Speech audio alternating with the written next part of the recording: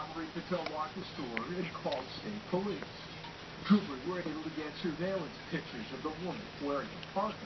The judge says he chased her out of the store and believes she sped off to I-81, just a couple miles away. The store reopened about a half hour after last night's holdup. After the would-be robber drove off empty-handed, Canap Patel has one message for her. Alright, baby. Yeah, it's alright, baby. Huh.